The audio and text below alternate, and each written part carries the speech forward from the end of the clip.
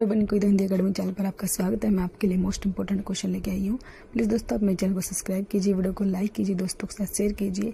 सभी क्वेश्चन जो आपके लिए किसी न किसी परीक्षा में आए हुए हैं और आगे भी आ सकते हैं, आपके लिए मैं डेली ऐसे ही वीडियो लेके आती हूँ। आपने जरूर वीडियो को देखना है और जो इस चैनल को जुड़ने के लिए अपने चैनल को जरूर सब्सक्राइब करना है। क्वेश्चन स्टार्ट करते हैं। क्वेश्चन नंबर 1 है, चंद्रबरदाई ने पृथ्वीराज रासों में मुख्यतः किस छंद का प्रयोग किया है? तो बताना है चंद्रबरदाई ने जो है पृथ्वीराज रासो रचना लिखी है। ये भी आप देखो, इससे क्वेश्चन बन जाता है। चंद्रबरदाई ने पृथ्वीराज रासो रचना लिखी है और उसमें छंद पूछा है, कौन से छंद का प्रयोग किया है? तो ए होगा कवित छंद का, और छप्पा छंद का भी प्रयोग किया है इन्होंने, ये भी आप नोट करोगे। क्वेश्चन नंबर 2 है, राहुल संस्कृतायन ने हिंदी का प्रथम कवि किसे माना है? सरहप्पा, पुष्पदत्त, शालिभद्र, सूरि, स्वयंभू। राहुल संस्कृतायन ने जो है हिंदी का प्रथम कवि ए होगा सरहप्पा को माना है इन्होंने। क्वेश्चन नंबर 2 का ए आंसर। क्वेश्चन नंबर 3, नीचे दिए गए विकल्पों में से एक शब्द घर का पर्यायवाची नहीं, उसमें चयनित कीजिए। घर का पर्यायवाची नहीं है, नहीं बताना है कौन सा नहीं है। क्वेश्चन नंबर 3 है, कौन सा भवन, भुवन, निकेतन, सदन? तो बी होगा भुवन। भुवन नहीं है इसका पर्यायवाची, यह होता है संसार होता है, भुवन संसार होता है। क्वेश्चन नंबर 4, निम्नलिखित में से किस शब्द में उपसर्ग नहीं लगा है?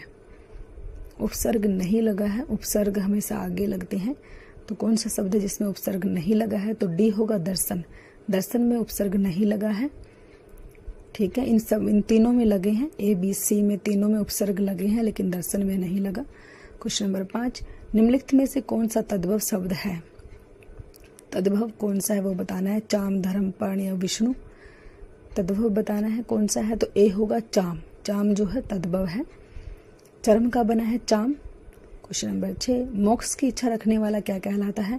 कर्मठ, मुमुक्षु, उत्सुक, जिज्ञासु। तो मोक्ष की इच्छा रखने वाला क्या कहलाता है? क्वेश्चन नंबर 6 का जो राइट आंसर है वो हमारा जो है बी होगा मुमुक्षु, मुमुक्षु। क्वेश्चन नंबर 7, अवधि शब्द का अर्थ है अवध की भाषा, अवधवासी, कालचक्र, ये सभी। तो अवधि शब्द का क्या अर्थ है?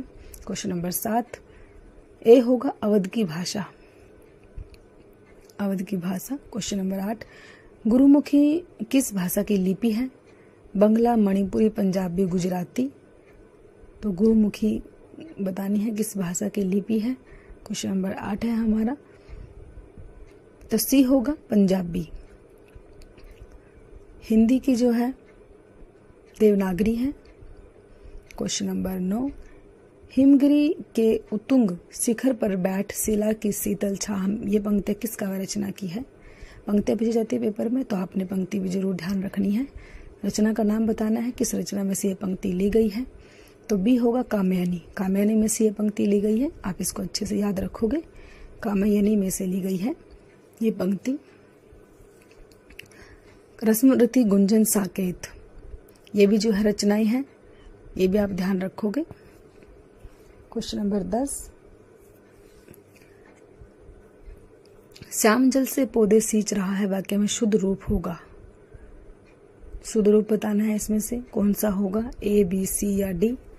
किसमें जो है शुद्ध रूप प्रयोग किया गया है?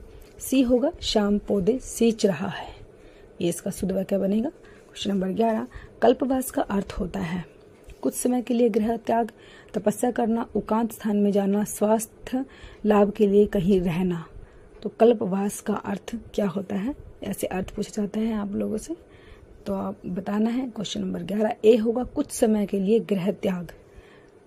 क्वेश्चन नंबर 12, इति या इर्ति का सही अर्थ भेद है। ऐसे पेपर में क्वेश्चन पूछे जाते हैं, इस हिसाब से मैं आपके लिए क्वेश्चन लेके आई हूँ। तो क्या होता है? डी आंसर होगा, समाप्ति और विघन। इति का मतलब समाप्ति होता है और इर्ति का मतलब विघन होता है, आप ध्यान रखोगे। क्वेश्चन नंबर 13, उज्ज्वल में प्रयुक्त संधि है, कौन सी संधि यूज की गई है उज्ज्वल में? संधि का नाम बताना है। गुण, व्यंजन, विसर्ग या दीर्घ संधि? क्वेश्चन नंबर 13, तो बी होगा व्यंजन संधि है।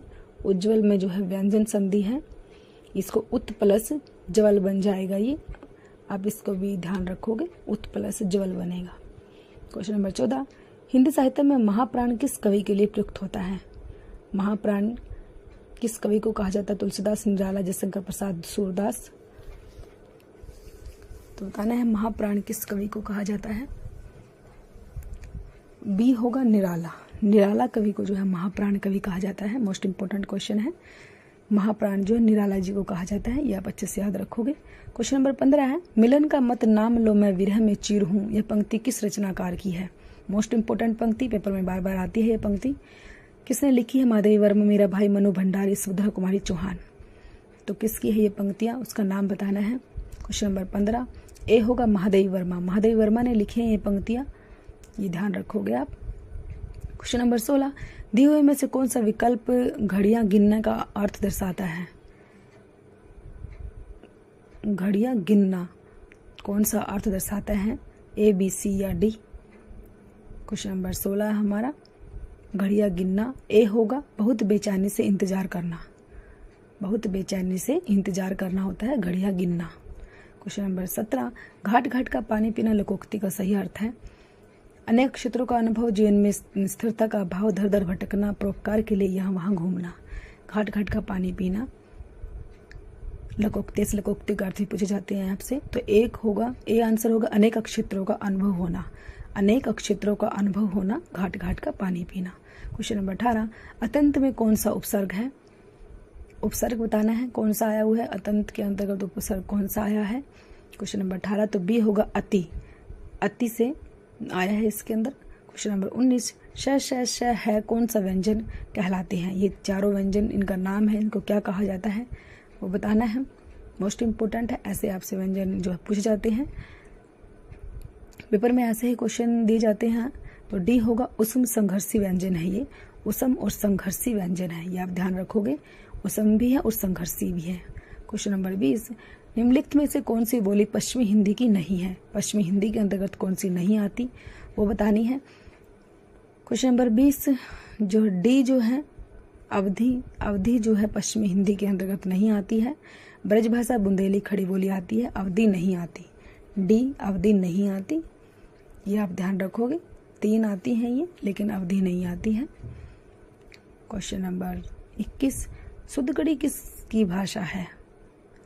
शुद्धगढ़ी जो है किसकी भाषा है। कबीर, रहीम, जयसी, रामानंद।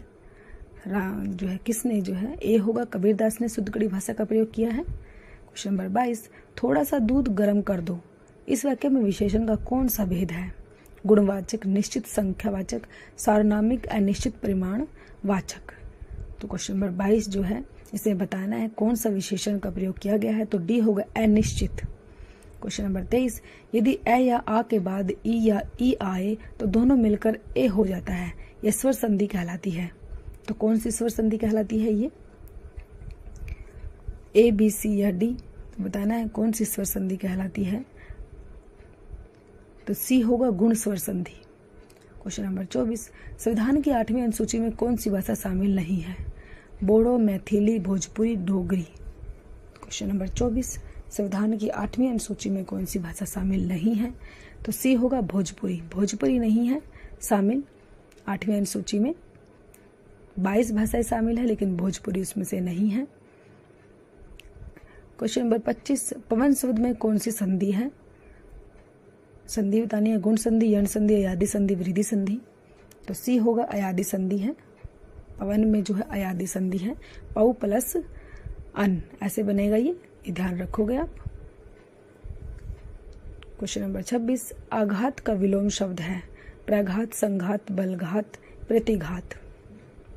आघात का विलोम बताना है। क्वेश्चन नंबर 26 तो डी होगा प्रतिघात। क्वेश्चन नंबर 27 बिनु पग चले सुने बिनु काना, इसमें कौन सा अलंकार मोस्ट इंपोर्टेंट, ये लाइनें पेपर में बार बार आती है। इसमें अलंकार बताना है कौन सा, विभावना, श्लेष, रूप के वर्कोक्ति। तो कौन सा अलंकार इसके अंतर्गत दिया हुआ है, बिनु पग चले सुने बिनु काना। क्वेश्चन नंबर 27 तो ए होगा विभावना। विभावना अलंकार है इसके अंदर, ये आप ध्यान रखोगे। क्वेश्चन नंबर 28 ऊन का तत्सम रूप है उरण, उरण्य, उरण, ऊनीय। तो ए होगा उरण, ऊन का जो है उरण। क्वेश्चन नंबर 29 महाभारत की कथा पर आधारित नाटक है। अंधा युग, अंधी गली, कोणार्क, आधे अधूरे। महाभारत की कथा पर आधारित नाटक का नाम बताना है, कौन सा नाटक है से महाभारत की कथा का वर्णन किया गया है। तो क्वेश्चन नंबर 29 का ए होगा अंधा युग। अंधा युग है वो नाटक, वो जो है नाटक जो है ये धर्मवीर भारती का है, ये भी नोट करोगे आप। धर्मवीर भारती का ये अंधा युग। क्वेश्चन नंबर 30, गौरीशंकर शब्द किस समास का उदाहरण है? बहुब्रीहि समास, कर्मधारय समास, द्वंद्व समास या तत्पुरुष समास।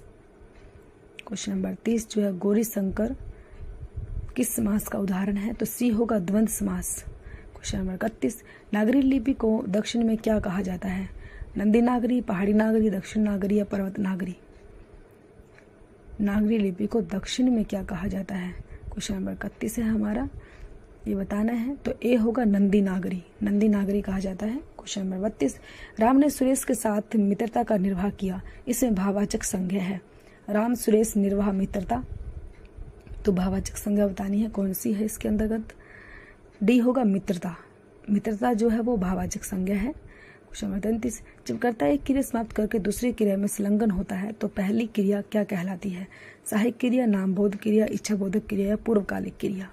क्वेश्चन नंबर 33, वो क्रिया क्या कहलाती है? जब कर्ता एक क्रिया समाप्त करके दूसरी क्रिया में लगता है। क्वेश्चन नंबर 34, गतानुगति शब्द का सही अर्थ है? प्राचीन आदर्शों के अनुसार चलने वाला, पीछे चलने वाला, अनुसरण करने वाला, गति को नहीं मानने वाला। क्वेश्चन नंबर 34 का राइट आंसर है ए, प्राचीन आदर्शों के अनुसार चलने वाला। क्वेश्चन नंबर 35, जिनका प्रयोग निश्चित शब्द समुदाय या पूरे वाक्य का अतिरिक्त भावार्थ प्रदान करने के लिए होता है उसे कहते हैं? ए, बी, सी या डी, उसे क्या कहते हैं? क्वेश्चन नंबर 35 है हमारा, तो डी होगा। क्वेश्चन नंबर 36, दिए गए वाक्यांश के लिए एक शब्द का प्रयोग कीजिए जिसका नाम सबसे पहले लिया जाता है। सश्रेष्ठ, प्रथम स्मरणीय, अग्रण्य और सर्वनाम, उस शब्द का नाम बताना है। क्वेश्चन नंबर 36, सी होगा अग्र अनगण्य। क्वेश्चन नंबर 37, वागीश में संधि है, स्वर संधि, व्यंजन संधि, विसर्ग संधि, दीर्घ संधि? क्वेश्चन नंबर 37, वागीश में संधि है, बी होगा व्यंजन संधि है। ये ऐसे बनेगा वाक प्लस ईस, वागीश, ये नोट करोगे आप। क्वेश्चन नंबर 38, स्थायी भाव जागृत होने पर होने वाली शारीरिक चेष्टाओं को क्या कहा जाता है? विभाव, अनुभाव, संचारी भाव या स्थायी भाव? स्थायी भाव जागृत होने पर होने वाली शारीरिक चेष्टाओं को क्या कहा जाता है? तो बी होगा अनुभाव कहा जाता है उसको, अनुभाव, बी आंसर। 4 होते हैं ये अनुभाव भी, ये भी आप ध्यान रखोगे, 4 होते हैं अनुभाव। ऐसे पूछा जाता है अनुभाव कितने होते हैं? तो 4 होते हैं। क्वेश्चन नंबर 39, निम्न पंक्तियों में अलंकार पहचानिए। प्रेम, अमीय, मदर, विरुहु, भरत, प्योदी, गंभीर, मथि, प्रकटु, सुर, सुधाहित, कृपा, सिंधु, रघुवीर। इसे बताना है कौन सा अलंकार है, रूपक है, उपमा है, संदेह है या भ्रांतिमान है? तो अलंकार का नाम बताना है। इन लाइनों में कौन सा है? तो ए होगा रूपक अलंकार है, रूपक अलंकार दिया हुआ है इस लाइन में। क्वेश्चन नंबर 40, निम्न में से हसव स्वर कौन सा है? हसव स्वर कौन सा है? ए, बी, सी या डी, कौन से हसव स्वर में आते हैं? तो सी होगा ए, ई, उ और री, जो ये हसव स्वर में आते हैं, ए, ई, उ और री। क्वेश्चन नंबर 41, पंक्ति शब्द का तद्भव होगा, तद्भव क्या होगा? 5 जो है पंक्ति शब्द का पात, पाद या पर्ण। 41, ए, बी, सी या डी? पंक्ति शब्द का तद्भव बताना है, क्या बनेगा? तो बी होगा पात, पात बनेगा, ध्यान रखना है आपने। क्वेश्चन नंबर 42, प्रतिवर्ष नदी में बाढ़ आ जाती है, वाक्य में किस प्रकार की संज्ञा है? व्यक्तिवाचक, जातिवाचक, भाववाचक, गुणवाचक? कौन सी संज्ञा दी गई है? ऐसे ही आपसे ग्रामर के क्वेश्चन पूछे जाते हैं। बी, जातिवाचक संज्ञा, जातिवाचक संज्ञा है इसमें। क्वेश्चन नंबर 43, श वर्ण है, दंत, मूर्धन्य, तालव्य, कंठ। तो क्या है ये? बी होगा मूर्धन्य, मूर्धन्य है ये, ध्यान रखोगे आप, मूर्धन्य। त ये सब मूर्धन्य में आते हैं, ढ, ढ, अण, र, ये श, ये सब मूर्धन्य में आती है, आप ध्यान रखोगे, नोट करोगे। क्वेश्चन नंबर 44 है, निम्न पंक्तियों में कौन सा छंद है? साई इस संसार में मतलब को व्यवहार, जब लग पैसा गांठ में तब लग ताको यार। तो दोहा, सोठा, चौपाई या कुंडलिया? कौन सा है इसके अंतर्गत? क्वेश्चन नंबर 44 बताना है। दोहा है, सोट है, चौपाई है या कुंडलियाँ हैं। तो ए होगा दोहा है, इसके अंतर्गत दोहा छंद है। दोहा है, इस पंक्ति के अंतर्गत जो है दोहा छंद है, ये ध्यान रखोगे आप। क्वेश्चन नंबर 44 का ए आंसर है। क्वेश्चन नंबर 45, निम्न में से किस शब्द में इन अथवा ई प्रत्यय नहीं है? कौन सा शब्द है जिसमें इन और ई प्रत्यय नहीं लगा है, वो शब्द बताना है। तो सी है, आइन लगा है इसमें, ये ध्यान रखोगे आप, आइन लगा है। क्वेश्चन नंबर 46, किन्नर का संधि विच्छेद है। संधि विच्छेद बनाना है, इनमें से कौन सा बनेगा किन्नर का? ऐसे संधि विच्छेद पूछा जाता है, ग्रामर के क्वेश्चन ऐसे ही पूछे जाते हैं। तो डी आंसर होगा किम प्लस नरह, ये इसका संधि विच्छेद बनेगा, किम प्लस नरह। ये जो है व्यंजन संधि है, ये भी आप ध्यान रखोगे, ये व्यंजन संधि है। क्वेश्चन नंबर 47, पूत को पूत तो क्या धन संचय, पूत से पूत तो क्या धन संचय। इस पंक्ति में कौन सा अलंकार है? छेकानुप्रास, वृत्तानुप्रास, लाटानुप्रास, श्रुत्यानुप्रास। तो सी होगा, लाटानुप्रास दिया हुआ है इसमें, इन लाइनों में जो है लाटानुप्रास है। क्वेश्चन नंबर 48, जब दो शब्दों में एक सार्थक और दूसरा निरर्थक हो तब वहां लगाया जाता है। योजक चिन्ह है, विस्मादी योजक चिन्ह है, अल्प विराम चिन्ह है या अर्ध विराम चिन्ह है। क्वेश्चन नंबर 48 है हमारा। तो ए होगा, योजक चिन्ह लगाया जाता है, वहां पर योजक चिन्ह का ये निशान होता है, ये आप ध्यान रखोगे, वहां पे योजक चिन्ह लगाया जाता है।